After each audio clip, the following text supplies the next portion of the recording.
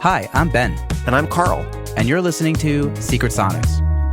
Honest conversations chock full of tactical advice to help you build your dream career in music and audio.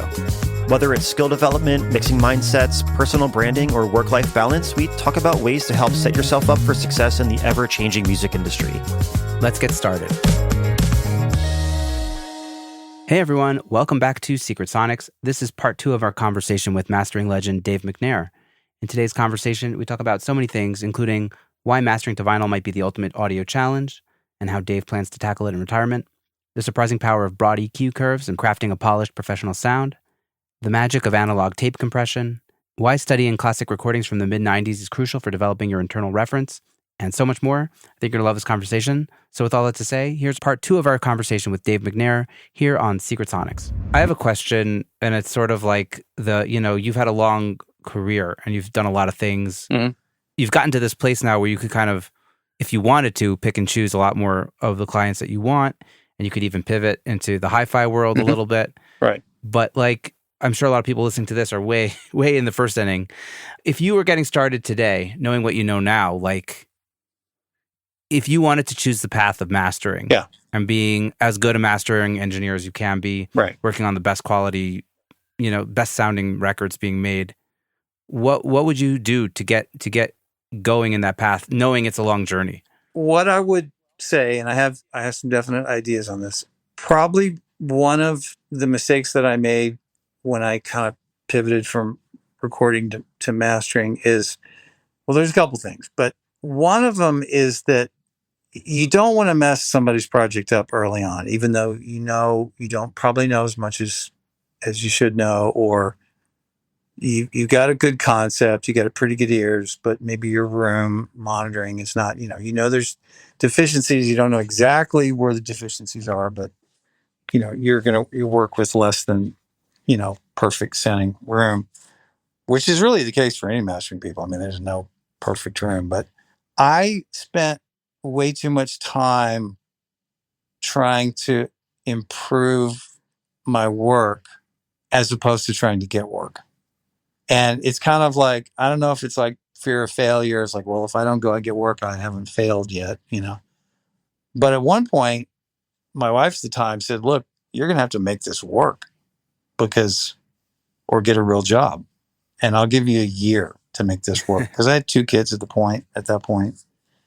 And I went, okay, you're right. So then I pivoted from trying to find a deal on some great EQ and figuring out how to learn how to use the blah, blah, blah, whatever. It's like, all right, I gotta work. And so, and I mean, people were sending me stuff, but I wasn't working, full time.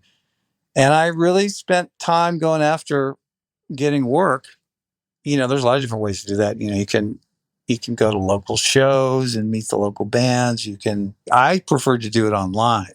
Back in the old days of Facebook, I would find I'd hear some band through the grapevine and be like, okay, well, who worked on this? Oh, okay, this engineer. And I just reach out to him shamelessly and go, I'm sure you have your people, but if something ever comes up and they can't do it, or you want to try something different, and by the way, until that day comes, if you just want to send me a track that's already been done, I'll send it back to you and kind of show you what my concept of it was. I got a ton of work like that, And it didn't always happen immediately. Like I might email some person not knowing, and 6 months later he calls me like, oh, I never checked the email on my website, but I just checked it and got your thing. As a matter of fact, I got a 5-song thing I need done right now. And, we ended up working together for years and years. I did a zillion things for that guy. I never met him in person. And so in the old days with tapes and studio stuff, you couldn't do that. But now you can just sling tracks send me your track. And nobody thinks about like, well, it belongs to Universal. Nobody, fuck. Just send me okay, you mixed the last Beck record. Cool. Send me one of those unmastered mixes. And, because everybody's got it. Even if they send the assets back to Universal, you can bet they got that shit on a hard drive. So if you're a nice human being and you are straight with people, they'll be like, yeah, okay, I'll send you a track. This so-and-so did this, and mine comes back and be like, well, it's not as good as Ludwig, but it's pretty damn good, and you're at half the prices. So and you start sending me the budget stuff, and then you just grind. It's not rocket science, You just I think you have to be not afraid to fail, and you have to not, it's like calling a girl for a date when you're in junior high school. It's like, I can't call Julie. She's going to turn me down. It's like, well, but you're not going to know until you call her. And so maybe you don't like email Nigel Godrich, but you find somebody of less godlike status that's doing good work. And you just, like, hey, I'm doing this thing. And if I'll do a free sample for you or whatever, you got something. And they may go like, yeah, that sounds cool. And it might take a year for that thing. And you periodically check in with them. Hey, how's it going? Is there anything I can do for you? And if you've got your game happening, like I was working at the studio, I knew what I was doing, but I wasn't really at the level that happened later. And it was a little studio in New York, and I rented their B, they had a mix room, and I rented their B room. And various producers would be in the A room, and I'd see who was around, and he'd be like, oh, Steve Lillywhite's in for a couple of weeks, And he came in and we hit it off. He's like, Ted Jensen's going to do the record, but why don't you do the B tracks? We got 2 or 3 B tracks, things like that. But that situation could happen even online. You don't have to meet the person, right then and there. And at that point, like, yeah, I can't, and he sent me some extra bonus tracks that so-and-so did the whole record, will be like Ted would be something, they go to George Marino and be like, I can't get it quite as good as these guys. Because they'd also send me the other tracks. Can you send me the other tracks? And he's like, oh yeah, I'll send you those. You can play around with them, have a play. And so now I'm only technically going to add 2 songs to the end of the record that Ted did or something, or Marino, but now I can see what they're doing. I'm like, I can't make it sound that good. What are those guys doing? It's not the gear. It's just something. I used to think, oh, there's some secret thing they're using, and there is no secret thing, really. It's just that they put in the reps. Oh, they've been doing it. They were, my age and older, only they didn't have a detour of 25 years recording. And they just mastered for 40 years. Yeah. And I think kind of going back to your thing about doing outreach and kind of being fearless with it, I think it's like you were saying, you can't call Julie because you don't want to get rejected. And it's like, you got to get comfortable with being rejected. And I think the same thing goes with whether it's mastering or mixing or whatever it is. Like they always say you need to write, 1,000 bad songs before you get to like a really good one. Yeah. And I think like the thing that I always try to remember too is like those other mastering engineers, they made way more bad masters than you did by that point. But that's how they got to be able to do so many good ones and so much better ones, because they went through the pain of knowing what not to do. They didn't maybe do bad masters because all those guys started in an era where everybody's mixes were badass, but they maybe were very conservative for a long time. Whereas, you go back and listen to some great record from 1974 and you'd be like, this would be amazing if it had like 2 more dB on the bottom. And you're like, well, a young so-and-so, Ted did that, and he's not going to crank the thing because it's coming from a top flight mixer and it's the Doobie Brothers, and like, who am I to do that? And so they had the advantage of kind of being conservative because the mixes were so good. And that's really where the era of little top, little bottom all day long, and a good chain. And then as the tools got more complex, there was a point in time where the mixes were still really great, but now the tools are more complicated and they can do a little bit more and they can just pimp it out just a little bit more. And then came the stuff where even major label stuff, maybe a lot of times the mixes are not all that great. And now they just have to help save it, But now the tools are so advanced, you can do a lot of stuff. And if you jump right into that scenario right now and you're 25, you're going to use you're not going to realize the kind of historical hierarchy. You're going to think, oh, well, every master's got to have like multiband and widening of it. You know, Mm-hmm. that's only if your mix is crap and you're just trying to do something to, I do use those tools a lot, but only because I had so many years of mixing. So I'm so familiar with the minutia of those tools. And I've been doing it long enough so that I don't let them run me astray. Like I use multi-band all the time, but I may only use 1 or 2 bands. And I might use some widening, but half dB or less than half dB, or, my console is like quarter dB, half, 3/4 dB. It's very specific in the amounts that you can turn the sides up.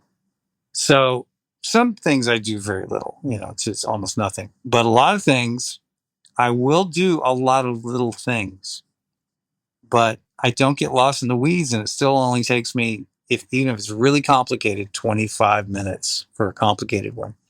And I know to stop and go, let me do something else, or let me walk outside, or let me and come back. I've got a lot of shit going on this. This is a danger sign. And I come back in and listen to it. I go, okay, that's pretty good. But I don't need this one thing. So I've gotten pretty good at doing really complex moves, but I don't look for it to be complex at the beginning. I just like, well, it's leading me down this path of doing a bunch of stuff to get this desired result. But I don't automatically put that stuff on it, but I have no problem using 5 plugins plus analog on the way in. So you're telling me that you don't need Pro Q3 with curves that look like a seismograph? I thought that's what the internet told me we need. Yeah. I mean, that's a kind of a classic mistake is all that. But, you sometimes you need narrow, weird stuff. It's not, I do narrow, weird stuff, but it's only for like one little thing, or it's not, The other thing is broad curves. Because I never use broad curves that much in mixing, So like in the beginning, I just like, well, an octave is broad, and now I just use the broadest stuff imaginable, and I learned that from also seeing the big guys. So like, I go in like Tom Coyne's room when he's still alive, and it's like everything on the Soundstick is on 5, which is the broadest. I mean, it's so broad, it's almost like, you put 2K on 5, bandwidth 5, and you're boosting a little something, everything from like 200 to 8,000. It's like a volume knob, more than it's like a volume knob, but it's not, because it doesn't make the whole thing louder. But sometimes not a narrow, but a not broad boost in the top can sound more pleasing. I don't know why, because you would think, oh yeah, broad boost in the top, whatever. Not always. Sometimes I use the middle Q, which is less than an octave, I think. But so I would say that the biggest takeaway for the mastering guys in your audience, you haven't spent enough time with the EQ. You got to spend a lot of time. Yeah. You got to pretend that's the only box you have, and you're just going to use force of will to make that one box do everything. And if you keep at it, you'll find that you can do about 99% of the stuff with an EQ. That's great advice. Yeah, that's amazing. So hustle for clients, do the best work you can, and learn that EQ. And keep it simple until you've had enough years of playing around with other tools that you can confidently be a little more complex without throwing the baby out with the bathwater. And then eventually retire and go traveling around the world, talking to other audio nerds. Yeah, totally. My girlfriend and I went to Scandinavia last year, and we only got to go to a few countries because she was there for an academic thing, and I was just kind of along for the ride. But we went to Finland, and I saw 2 of my best audio engineering buddies and spent time with them, who I'd only known on the internet. And it was amazing. I went to the Jante Nif's factory. I used his console, and we spent an entire Sunday, had a great time. Of course, everybody over there speaks perfect English.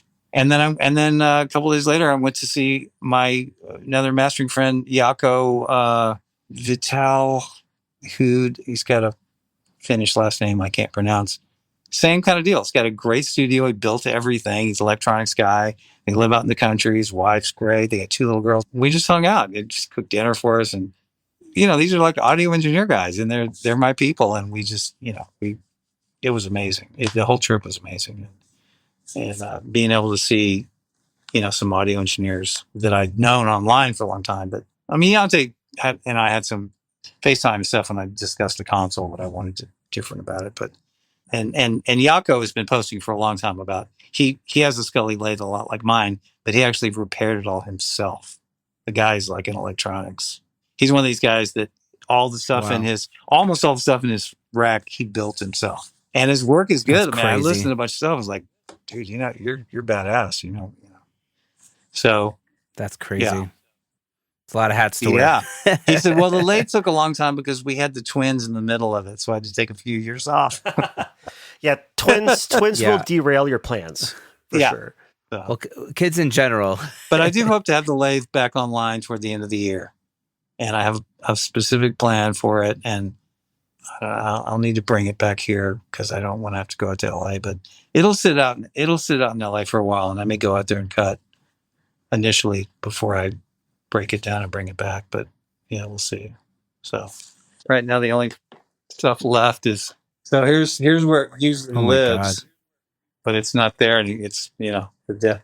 So it was Scully number 331. It was built in like 1939 or something crazy stuff, and I've had it so remade. It's like on the outside it looks like a Ford Model T, but on the inside is a twin turbo BMW engine with all-wheel drive.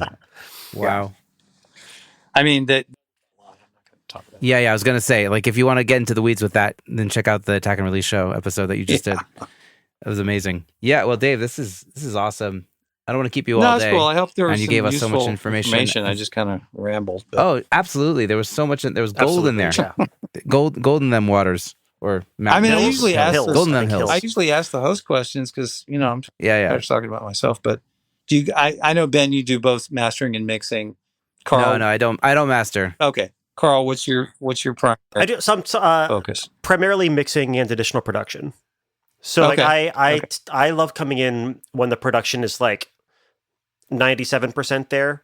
And it's just kind of like helping to cross the T's and dot the I's that maybe they were banging their head against the wall trying to figure out. But then like once I'm in the thick of the mix, I can have more context to figure out how to actually solve that problem. Very cool. Yeah, it's kind of cool. I get to flex all of the production problem solving, but without the responsibility of having to start a song from scratch. And I don't have to do any tracking other than like tambourine, which is nice. Yeah. I mean, I love tracking, but I hate overdubs, but it's a necessary evil. So, yeah, if I could like just occasionally track, occasionally mix and master, that'd be.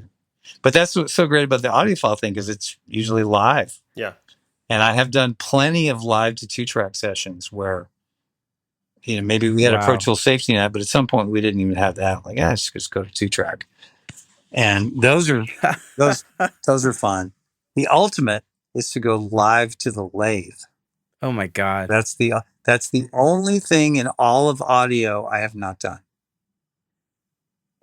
Oh. That's like free falling and Yeah, I've recorded everything from orchestras. No parachute. I've recorded, African harps, orchestras, every genre, the mastering stuff, the lathe stuff now. The only thing I haven't done is I haven't gone directly to the lathe, which hopefully next year I can do some of that. Because I have enough space here to do it. The studio's in an old house, so I could set everybody upstairs and run a snake down or something, So it's got to find the right band, right? There's local guys that can sing and play perfect. Like they don't have any nerve. They yeah, sure, we'll go over, and it'd be like they're not going to be like, oh, I'm a little out of tune there. Like the people I'm thinking of sing perfect every time. So yeah. So yeah, hopefully. Wow, that sounds like an experience. Yeah. I'm hoping to do some of that. So that's like my retirement, is that kind of stuff. That's awesome. Hey everyone, friend of the podcast and Grammy-nominated engineer/mixer Travis Ferrance hosts Progressions, Success in the Music Industry. It's a podcast exploring creativity, productivity, and growth in music. Travis has set out to document his own journey and bring those valuable lessons to you to apply to your own career. Join in each week for conversations with some of the industry's best and brightest about the mindsets and strategies that they use in their careers every day. Whether you're feeling stuck, digging for inspiration, or just looking for a mix tip, Progressions is probably for you. Go check it out wherever you get your podcasts or click the link in the show notes. Have you ever sent a proposal to an artist and they just ghost you? They never respond to it. You had a really great conversation with them. Everything seemed like they were good to go. They wanted to work with you. But then when you send over the proposal with the price on it, they just kind of disappear off into the ether.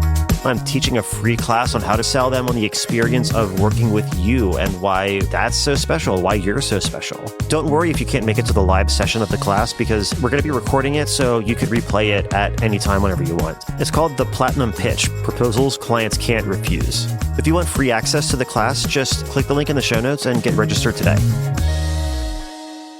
You're just scratching all the same itches, just in like a more personalized way and less businessy. I've always been a lifelong learner, and if I can't learn, I get kind of bored with it. And I'm still not totally bored with mastering. I mean, there's always new plugins and crap like that, but I'm kind of reaching the end of being excited about the mastering. I like doing it.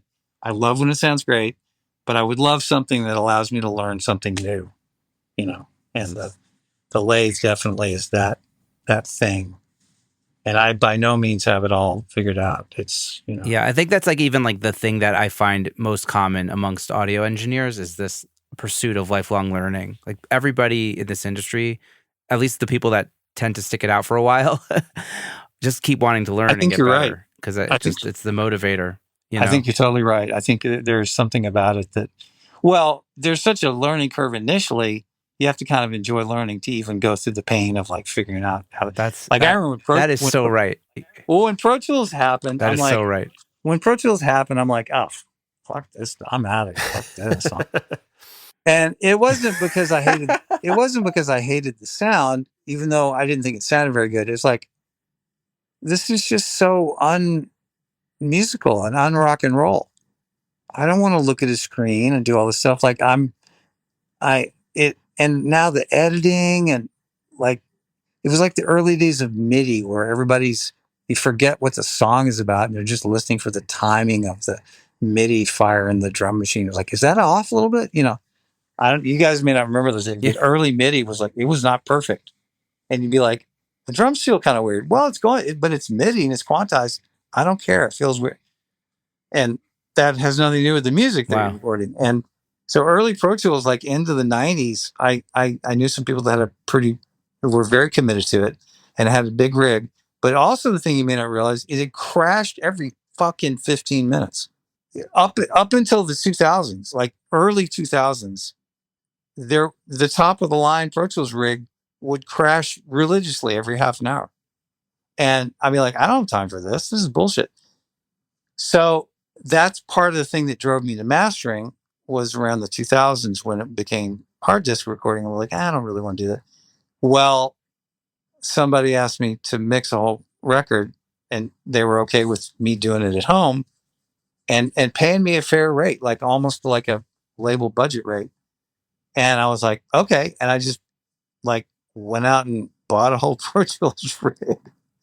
And I got some of it used. I got a friend of mine who liked to give me last year's converter because I'm like, I'm just using it for monitoring.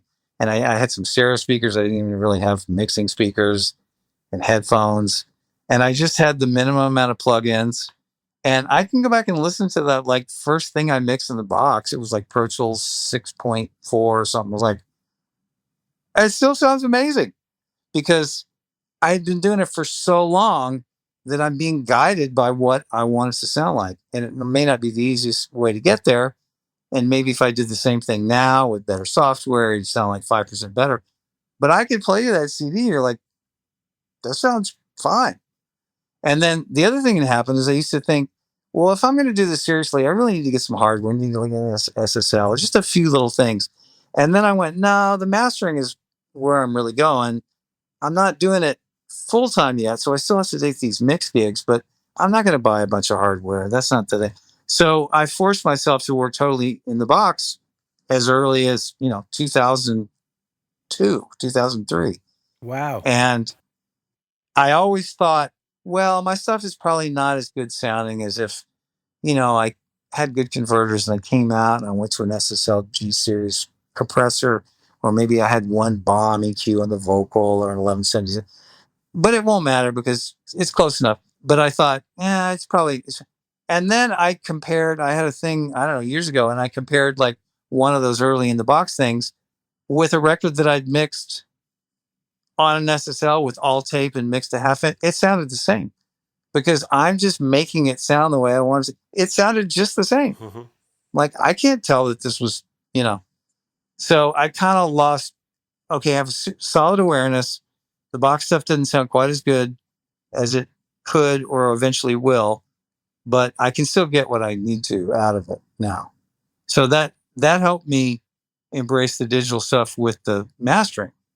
And for a long time, my converters were not quite good enough, or I didn't have like a great EQ. I was like, well, I'm only going to come out if I need this cool compressor because there's nothing in the box yet that has the compressor. And now that the compressors are so good, then I'm not leaving anything behind by going all digital. And I had enough experience with the mixing all digital and still do that I don't feel weird about it. So maybe you will sell that Soundtech. Yeah. Well, the different tools are they get you there faster or they're more fun to use. But if you know what you want to listen to, then you let that be your guiding force. Yeah. And then you'll get there either way. So and there's some times where the digital is clearly better than the analog. There's a lot of times where, like, for whatever reason, it takes too much of a hit going to the gear. And there's a lot of times where the analog sounds surprisingly better than doing it digital. So I'll always go for the best approach. I'm not going to go against what is the best just for time's sake. But on a lot of material, it's not going to make a big enough difference. And I'll just go, I'm just going to work digital because it's just not worth the time. It's not going to be, it won't be any better, or it'll be 2% better. Nobody will hear it, whatever. And then a lot of times I think the analog's better. And be like, all right, I better do this digital. And we're like, you know what? The digital's better. It's just better. It sounds better than this carefully crafted analog thing that I've done. So I'm not really dictatorial about one way or the other. And if even if I do all what you're hearing. I know what I'm hearing. And even if I do all analog, it's hybrid. I'm still using plugins and stuff. I was going to say you're probably using software to like fix the there are like problems to fix. Well, I have hardware de-essers and software de-essers, and I probably use the software de-essers more often, or I'll use them both. But I really need the software de-esser along with the hardware de-esser to get it to do. I want to make it sound like it's been on tape 2 generations, and the S's have been just carved off of it by 456 recording too long. Like listen to old Beatles records, man. There ain't no S's on those Beatle records at all. Zeppelin, no S's. And it's not because they carved them off. It's that there's 4 generations of tape and it just gets sanded off from. That's so crazy. Yeah. So this is going to sound really gross, but I was just thinking, hey, mama, like the way you move going to make you wet. Just take the S out. I'm like, ugh, that's so much grosser. Thinking about Zeppelin without the S's. I'm so sorry. Well, they're there. They're not gone. They're talking about the same thing. They are talking about the same thing, though. Yeah. The S's are there, but they're not accentuated. Yeah. Because digital doesn't have any tape compression. In analog, all the compression's in the high end. So it just makes it more palatable. The analog just makes it more palatable. If it's a really mission critical tape deck, like a pimped out 102 or something, it'll come back pretty similar. But your garden variety Studers, they're dark, and MCIs are not dark, but and the way you made stuff is the vocal goes down, and maybe the guy or the singer or the female singer sings it 4 times, and you comp it. So then it's 2 generations down, and then you mix it to tape, and it's 3 generations down. And every time it gets bounced, the top end gets smoother, and you add maybe a tiny bit more to compensate, so you get all the phase shit from continually adding more top end. and it just creates this stew. And so the other thing too is young guys that just have this kind of analog fetish, they're not probably doing it right. Like they don't have the tape deck scrupulously set up. They're taking a full digital mix and going there. It won't be the same thing after it's already been on digital. It's this whole thing. But I would encourage people. The other important thing too, and I'll just leave you this last thing, is another reason why I'm not saying that analog sounds better than digital, but I think it has a place to know what it sounds like, even in an all digital production. And you may say, I want these drums to hit super hard, so I'm not doing anything to those. But this vocal, I want it to sound like it's been down 3 generations of tape. And that is not a distortion plugin that does that.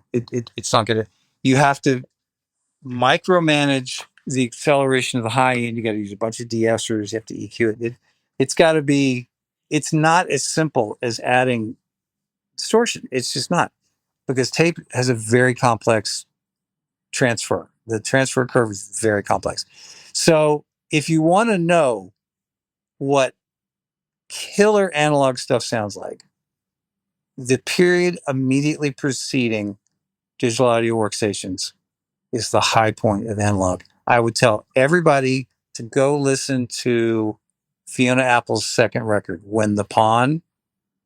That is an all analog record, and it is flawless sounding. It's mega punchy, mega spacious. Her vocal sounds incredible. And it's all because it's ATR 124, ATR 102, Neve consoles. It's because it's the last of the tape Mohicans. And if you listen to a lot of stuff in the mid 90s, the stuff that's really well done, where you absolutely know it's all tape, put that impression into your squishware, and you'll have a built-in curve that you can go, okay, I don't want to sound like some old Zeppelin record or Stones. That was way pre, I don't want to sound ultra hi-fi, but this whole like, oh, I want to sound like tape, and they've got a, distortion plug-in and everything. Dude, that doesn't cut it. So you can make stuff sound really good in the box, but you have to have a very strong inner concept of what that sounds like. And just people of this generation just haven't had enough experience with tape to embody that. They don't have an internal. That's the only thing that the old guys have, is we just lived with the tape. So we're never going to copy that exactly, but it's kind of an ideal to shoot for. Listen to that When the Pawn. It's the second or third Fiona Apple record. It's unbelievable sounding. There's a bunch of other records too I could reference, but I'd start there. And the tip off is a vocal that's got tons of presence, but no sharp S's or T's. It's like so present, but there's not a shred of extra top end on anything. Nigel Godrich does that probably better than anybody else, because he does this artsy, cool, weird. I don't want it to sound real, but I want it to be very palatable. And he's from the last of the tape generation. He's just old enough to have started with tape. So I think the Radiohead records are absolutely brilliant. I listened to Moon-Shaped Pool last night, and same deal. Like what a record. Whatever you think about the band or that guy's voice, it's never splatty on the top end. It never sounds digital. Even a lot of those records are all totally in the box, because he has this analog thing in mind.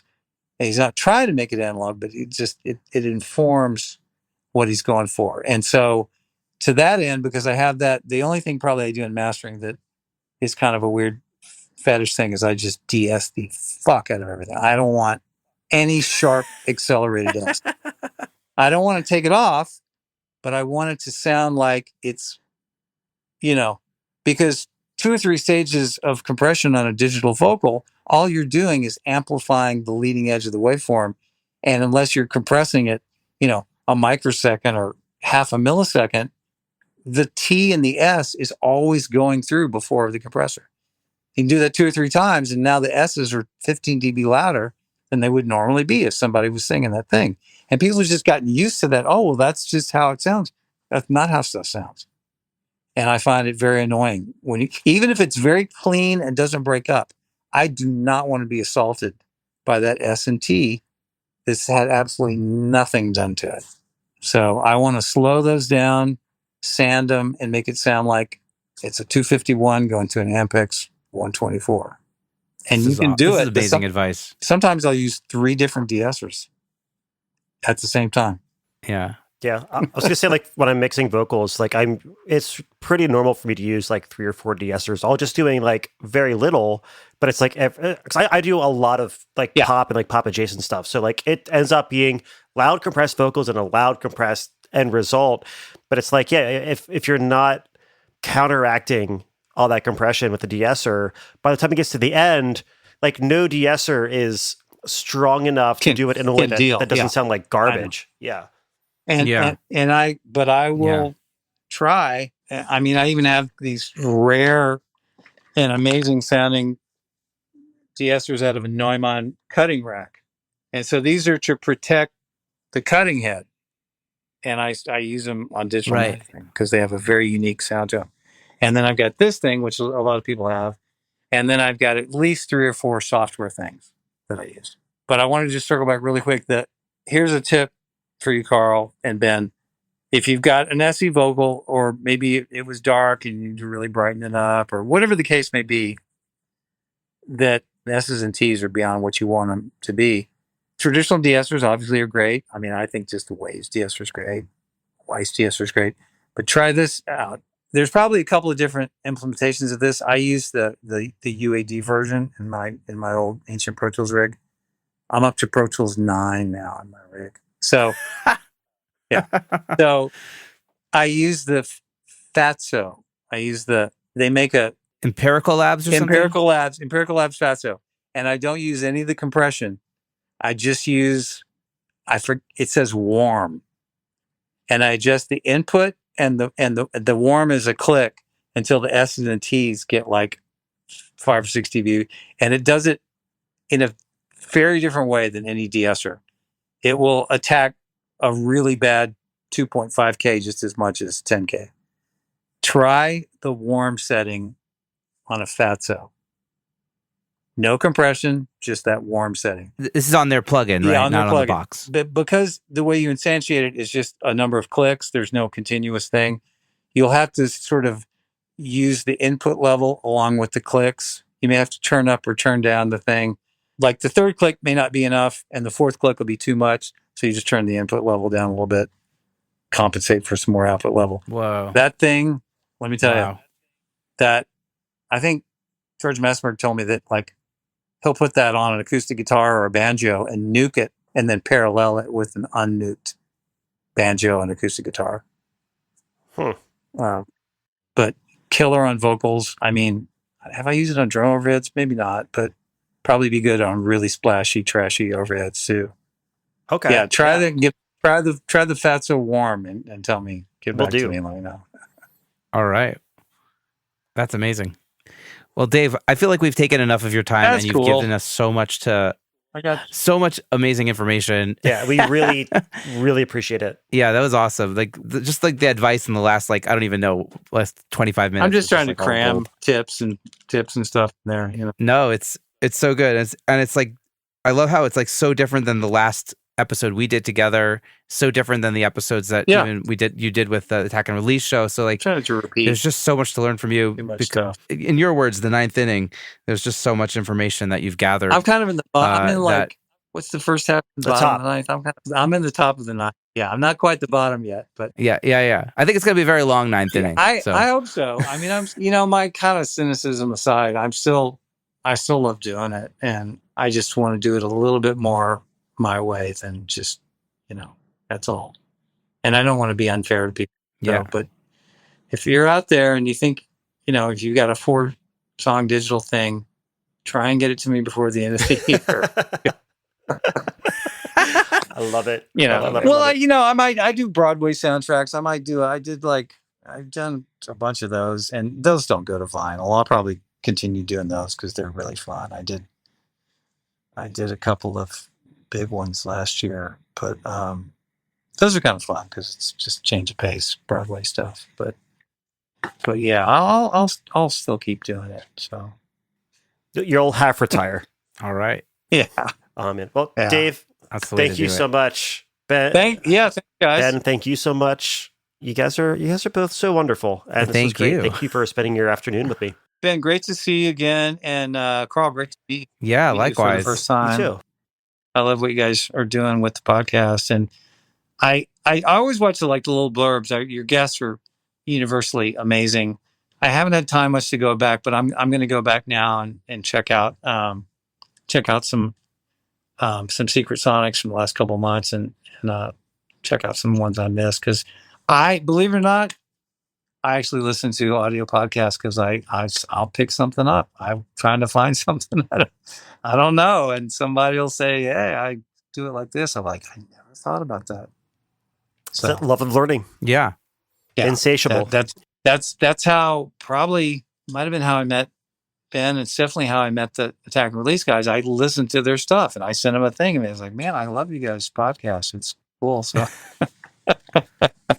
Well, we're honored that you've listened, Yeah. and we're honored that you've joined us. It's Well, like I said, I hope we're there's just a couple of folks trying to carve our paths. Yeah, well, I hope there's something of value, and I didn't do too much repeating because I kind of say the same stuff over and over on these. But anyway, so it's on the record, so people want to listen to the first episode. They can go ahead and we and talked see. about a lot of very different stuff, which I was glad to talk to. But yeah, this I like having this one be a little bit more conceptual and kind of techy than the other one. Yeah. So Epic. Great. cool. Well, Awesome. y'all have a great rest of your day, and see you on the flip side. We hope you enjoyed this conversation as much as we did. If anything here resonated with you, please share this or your favorite episode with a friend. And as always, we love to hear from our listeners. So find us on social media at Secret Sonics, At Ben Wallach Music. and at Carl Bonner. Until next time, bye, Ben. Bye, Carl. That was good. I think the outro was great.